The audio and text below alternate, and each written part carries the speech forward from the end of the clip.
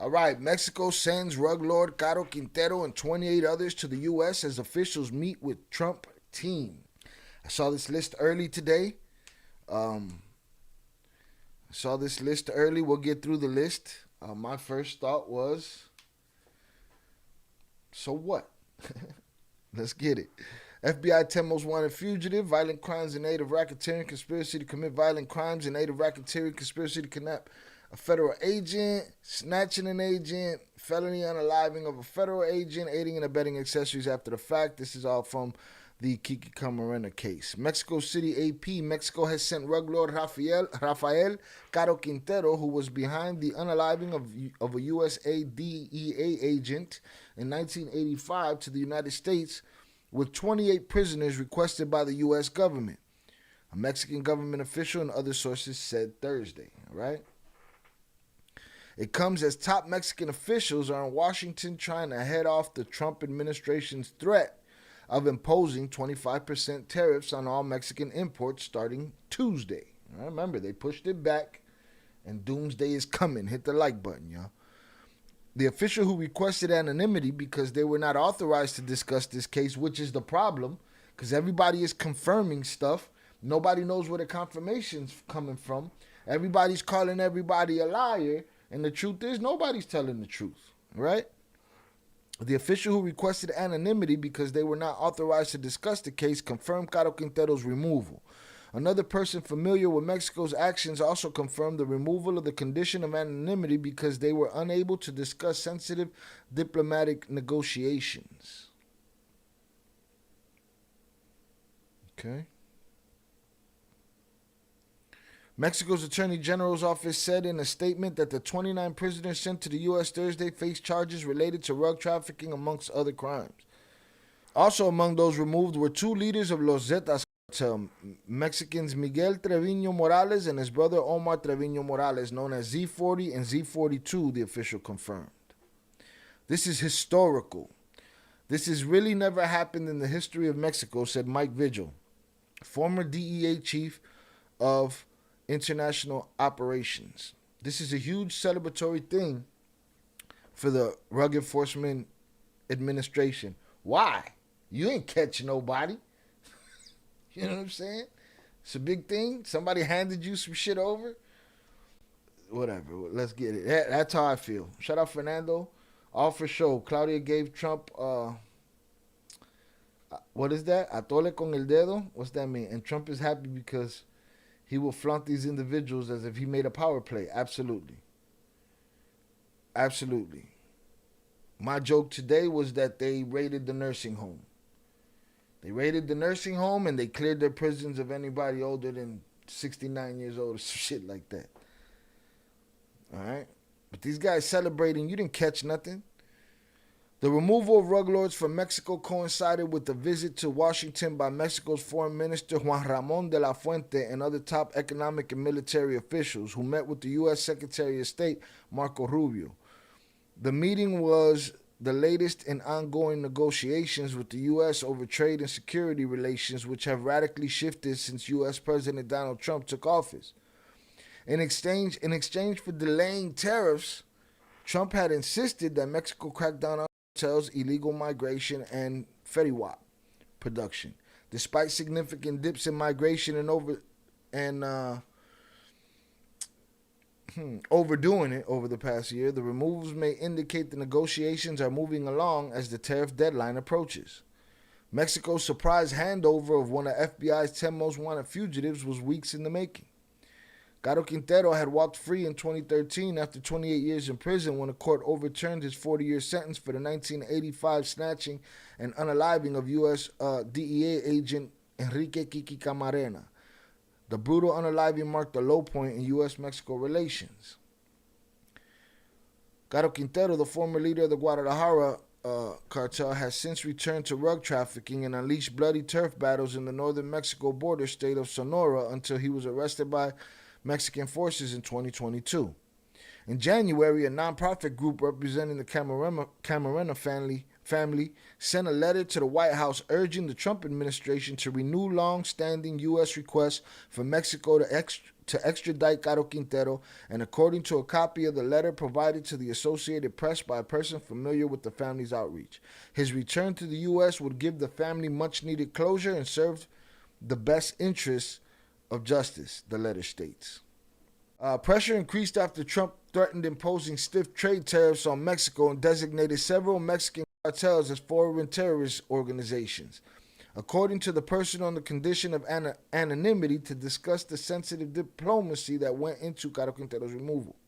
According to this anonymous person, the acting head of the U.S. DEA, Derek Maltz, provided to the White House a list of nearly 30 Mexican targets wanted in the U.S. on criminal charges. According to the person, Caro Quintero, for whose arrest the U.S. had offered a $20 million reward, was number one on that list, according to that person. The person said President Claudia Sheinbaum's government, in a rush to seek favor with the Trump administration and show itself a strong ally in the fight against the cartels, bypassed the formalities of the U.S. Mexico extradition treaty to remove Caro Quintero and the other defendants. In a rush to seek favor with the Trump administration.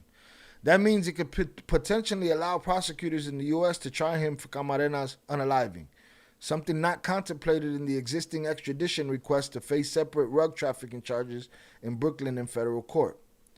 If he's being sent to the U.S. outside of a formal extradition, and if Mexico didn't place any restrictions, then he can be prosecuted for whatever the U.S. wants, according to Bonnie Clapper, a former federal narcotics prosecutor in Brooklyn who is familiar with the case. The U.S. has sought the extradition of Caro Quintero shortly after his arrest in 2022, but the request remained stuck at Mexico's foreign ministry for unknown reasons, as Sheinbaum's predecessor and political mentor, Andres Manuel Lopez Obrador, severely curtailed Mexican cooperation with DEA to protest undercover U.S. law enforcement operations in Mexico targeting senior political and military officials. The removal of the Trevino Morales brothers also marks the end of a long process that began after the capture in 2013 of Miguel Trevino Morales and 2 years later of his brother Omar. The process wound on for so many years that Mexico's Attorney General Alejandro Gertz Manero described the lags as truly shameful. The Trevino Morales family, who have been accused by American authorities of running the violent Northeastern cartel from prison, have charges pending in the U.S. for participation in a criminal organization, rug trafficking, firearms offenses, and money laundering. Mexican security analyst Dave Salcedo said that since negotiations with the Trump administration began, he had expected the U.S. government to demand three things: an increase in rug seizures, arrests on high-profile rug trafficking suspects, and the handing over of rug traffickers long targeted by the U.S. for extradition. All right, so give me those guys that you got rotting in the jail. Hit the like button, y'all. Give me those guys. We need those guys, all right? Salutes. He called Thursday's removals an important concession by Mexico to the United States, by Mexico's governments to the United States. The United States' intention is to extend its justice system so that crimes committed in Mexico are prosecuted in the U.S., Salcedo said. The decision also threatens to upend an unwritten understanding with notable exceptions, that Mexican rug lords would serve sentences in Mexican prisons where they were often able to continue to run their illicit businesses, Salcedo said. There will surely be a furious reaction by rug trafficking groups against the Mexican state, he said. When this news started circulating through the Discord today, I had already considered that we were going live tonight, and I had already considered that that even though I hadn't read this yet, I kind of knew what this was. I felt like I knew what this was about. But I saw people saying, "Oh, could this have been a trade for Mayo?" I don't think so.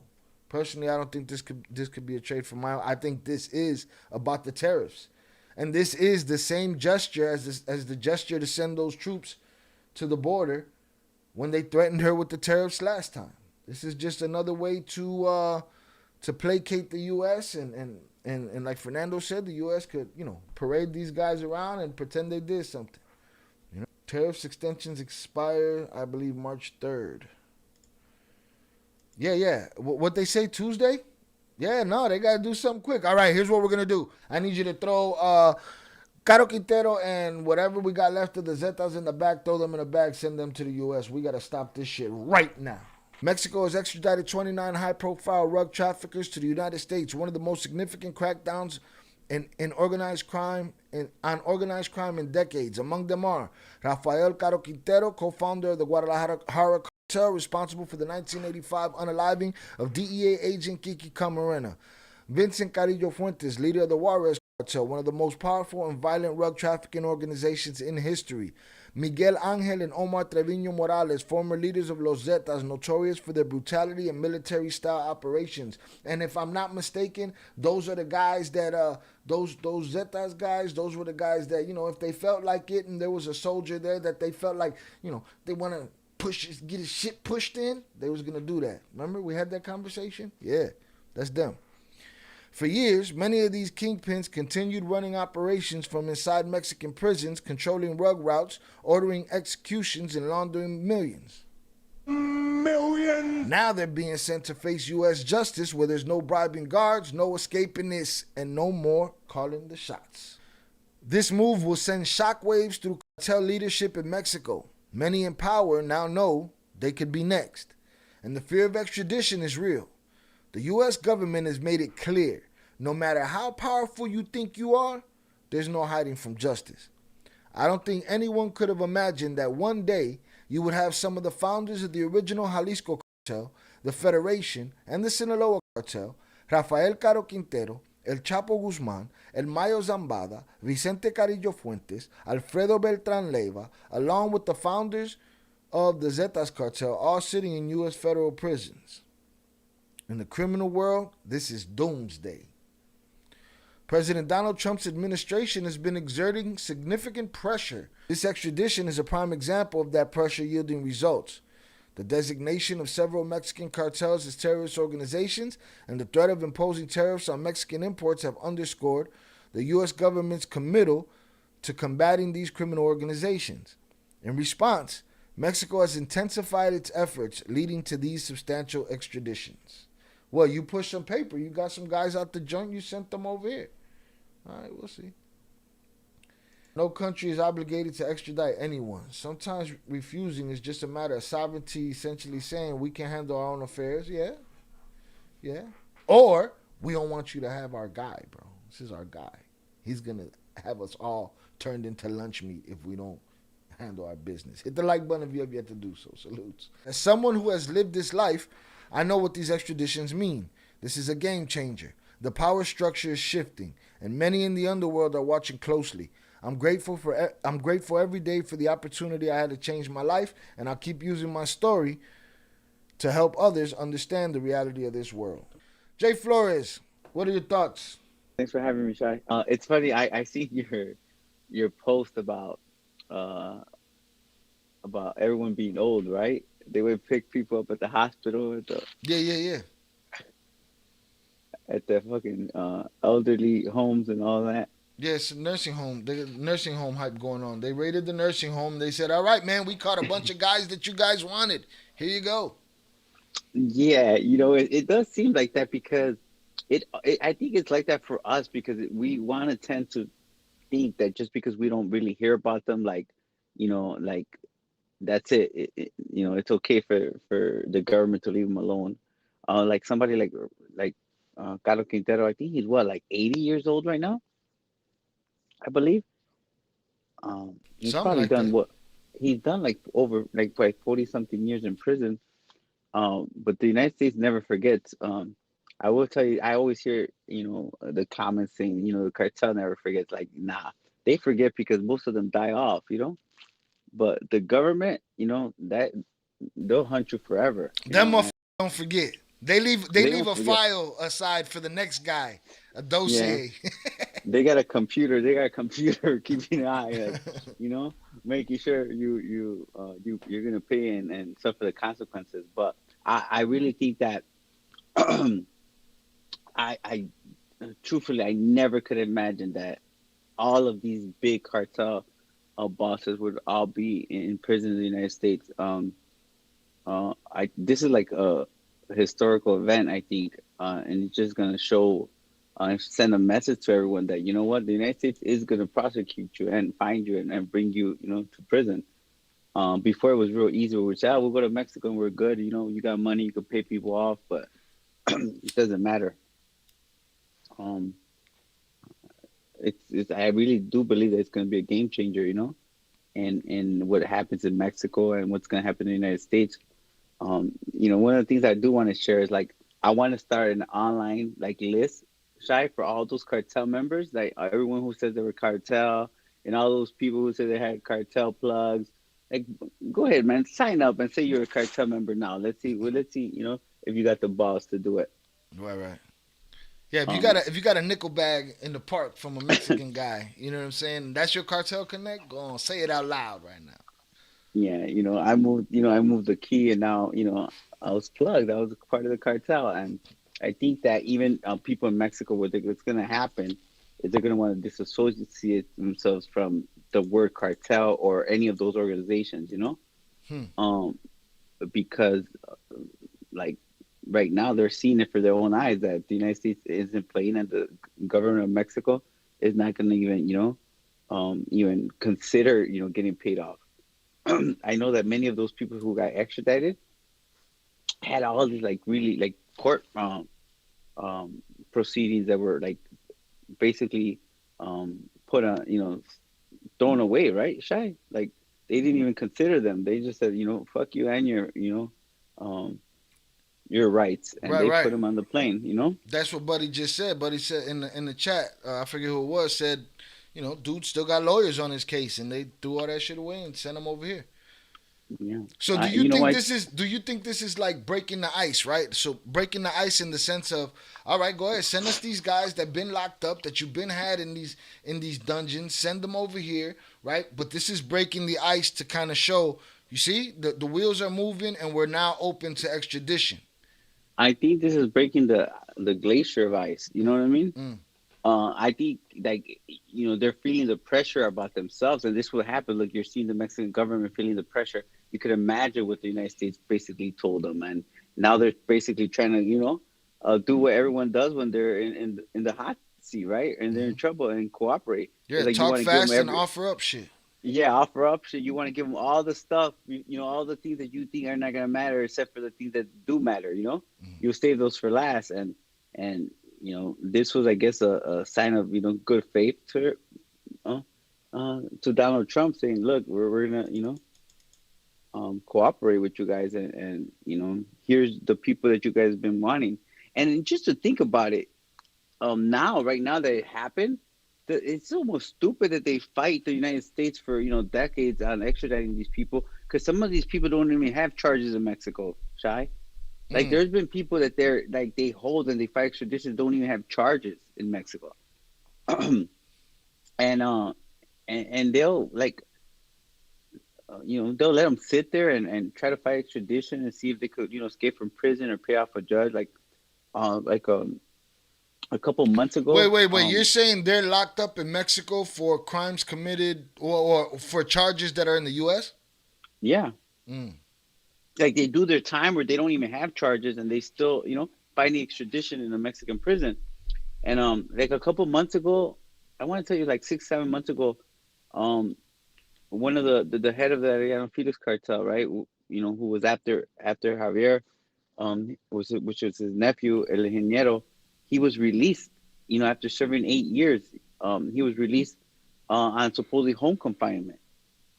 You know, after paying, I don't, who knows how much he paid the judge, but he had, like, 3 or 4 different federal indictments, and he was supposed to be extradited. Mm. And what do you think he did? You think he went to get house arrest? No, he went. You think he went to see his PO and get an anklet put on his shit? You know, and it happens, and that's why they fight it, because they always think there's a chance. Even, like, Caro Quintero being one of them. He served, what, I think 33 years or 36 or whatever he served in, and he had the extradition. They just let him go, and then 24 hours later, the judge said, "Oh, that we made a mistake by letting him go. It was too late." And then he was free for whatever, 4 or 5 years, whatever he was free for. Little bit of time, man. Little bit of time. That guy's going down as on that level because But that. That guy's in every fucking story for the last 50 years. Yeah, and people are gonna see all these guys. They're gonna be like, "That's who he is." You know, he doesn't look like Tony Montana. They're gonna they're gonna say that because they're all old. Look at these guys. Right. Um, and I would tell you something like, look, I could be a little bit biased, and this is a personal like feeling, just because I've been on on many sides of this, right? I've dealt with cartel bosses from the Gulf. I dealt with Sinaloa bosses, the Beltran labels, right? And yeah, even though they're all alike, they're more vicious. Some are more vicious than the other ones, But I got to experience firsthand, the Zetas and their leadership. And I would tell you something like, they were the worst of the worst. Mm-hmm. If anyone deserves to like face justice and spend their time in ADX, it's gonna be these two dudes, Z40 and Z42, Right. the brothers.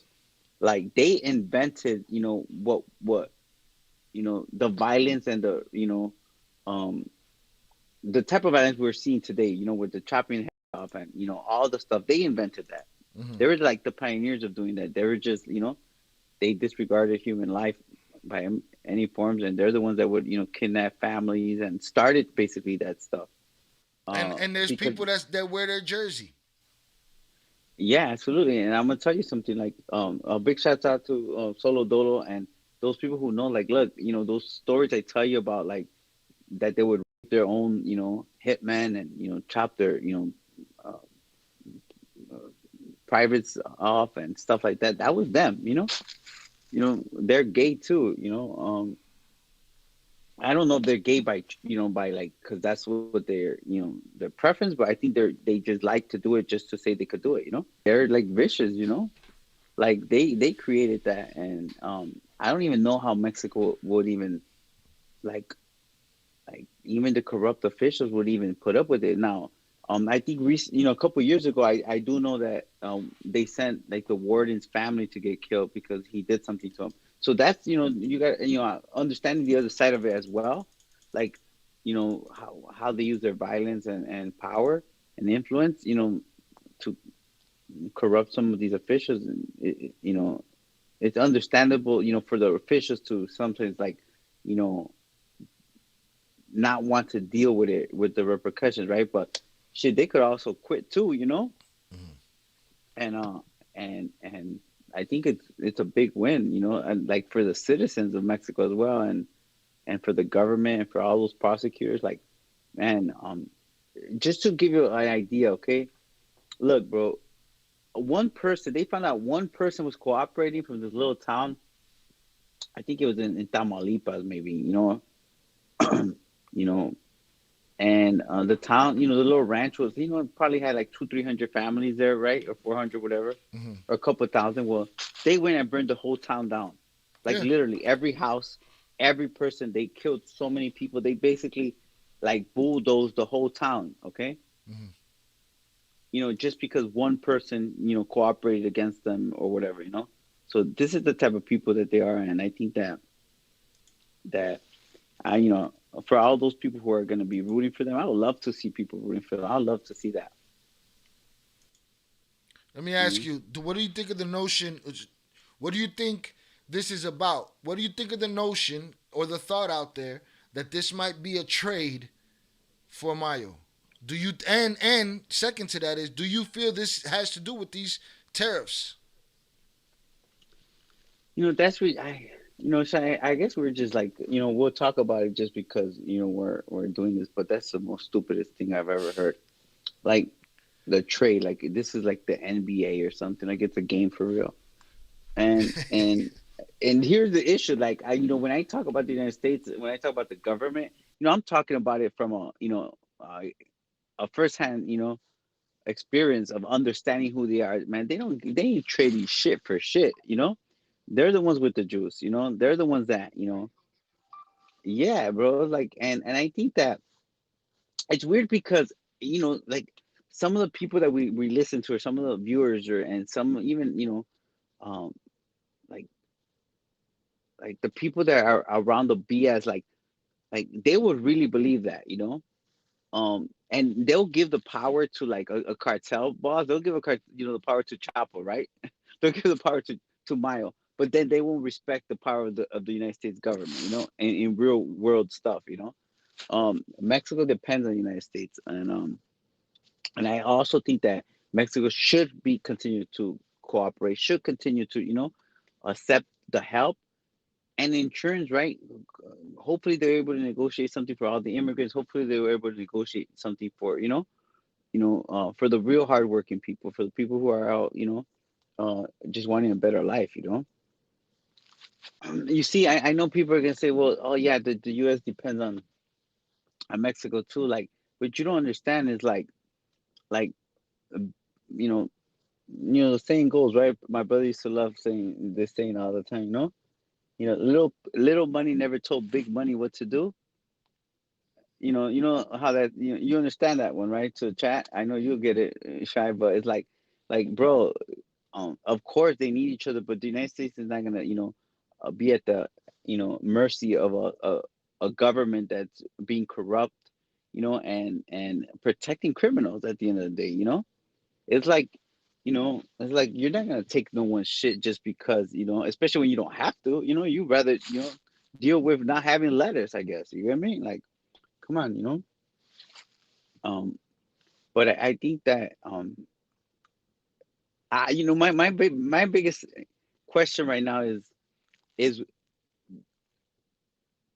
this administration, Donald Trump administration, are they gonna take a cooperation from some of these people? Because some of these people, I'm gonna tell you, I will tell you something. Most of these guys that got extradited today do belong in Cuba. You know what I'm saying? Sure. Like, I'm gonna tell you, maybe I'm gonna admit something to you that I have a soft spot, I guess, for some reason. Me also understanding that Miles in the same category, right? He was just because he's a boss, and he did ruthless things as well. But I also, in my point of view when I was there, like I also understood why, like, but for instance, like, strong message to every drug trafficker anywhere around the world is that they evoke the death penalty on Mile, because he is eligible, remember, because he was arrested in the United States. Right. You know, like, for instance, Javier Arellano, El Tigrillo, he was arrested in international water. Like, they brought him, into the United States, so he was eligible for the death penalty. And I think, who else, if it's not people like that, then who else, who would be deserving of the death penalty, Right. Uh, I seen that, a recent arrest, right, in Chicago. I seen that there's this guy that, right, killed like 5 people or 9 people, I think, in a couple of months. Mm-hmm. You know, like, come on, bro. Like, if people like that don't deserve the death penalty, and I don't believe in Christ, but justice is justice. I have to believe that those penalties are there for a reason. Mind you, people, he was 20 years old. The kid that he's talking about that smoked 9 people, he was 20 years old. Oh yeah, he's 20. I didn't even know, man. And you know what? And I'm only saying, look, he killed, I think, 5 or 9 people. Now look, I've met incredible people. Dolo Solo. Okay, he did something at a very young age. You know what I'm saying? He had to pay and suffer the consequences, and he paid for his time. Um, uh, One time, but when you talk about someone who's killing, I'm sorry, unaliving 5, 9, 7 people, mass murder, they think it's a game. Because I just saw another story of some guy in Alabama. You should research that one. In Alabama, that they say he was responsible for like 9% of the crime this past year or something in Alabama. Shit. And I think he had like 17 unalivings, I think, or 12 unalivings himself. And I'm talking about attempted murders and all kinds of stuff. But if you put things in perspective and then you look at these cartel leaders, it's like, you know what? Who you know who more deserving than them? And I think it's for the culture to wake up, right? Because it's all fun and games. Everyone's saying like, "Oh, cartel this, cartel that," right? And they ain't cartel shit, bro. They're just like to say that. Someone asked me a question the other day. I feel like cartel today only means drug trafficker, right? Mm. Um, but with some of these laws, you know what? I want to meet the person that comes, and gets cocky about being like that. Today, there was a arrest, I think today or yesterday, with a Caucasian American who got caught with like 3 rifles, you know, like 6 handguns and ammunition, all kinds of stuff going into Mexico. But he was stopped by U.S. Customs, Huh. and it's like he's probably gonna be one of the first persons gonna get charged with, harboring or helping a terrorist organization with Mm. weapons. You know what I mean? And and he's looking. I mean, if that happens, I don't know. He's looking at, what he could be looking. He could probably be looking at the death penalty, himself. You know. Right. They put him on some terrorism shit. Well, he puts himself in it. What I want to know is like, is the government gonna accept their cooperation? Would they accept their cooperation? What does that look like? Because look, they can't charge these guys unless they supersede them under the new law, right? From Mm-hmm. my understanding, these people that have been extradited have been, they were, extradited under, under old indictments, Mm-hmm. So I don't think they could be charged with it. I'm not sure if there's a like a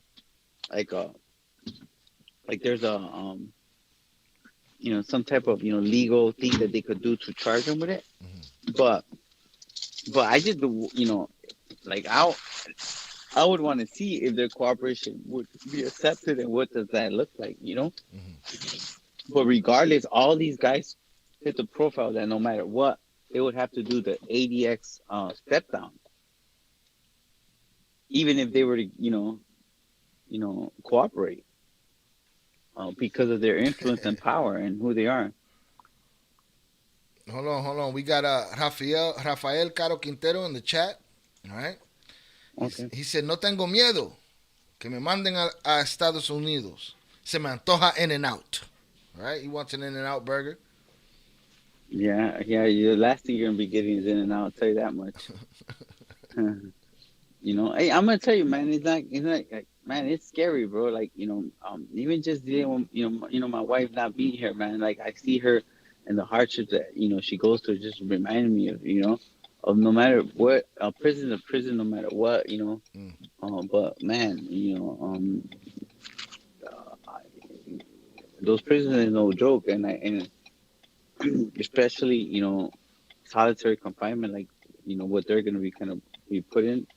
And I know that they're coming from harsher prisons as well in Mexico, but they get visits. They get congressional visits. They pay attorneys to come basically pull them out every day. You get me? Mm-hmm. Like, um they eat good, because money pays them stuff. Even though they are in harsh conditions, like while they're in prison, they still get all these benefits. Like you seen, where Chapo escaped from, right?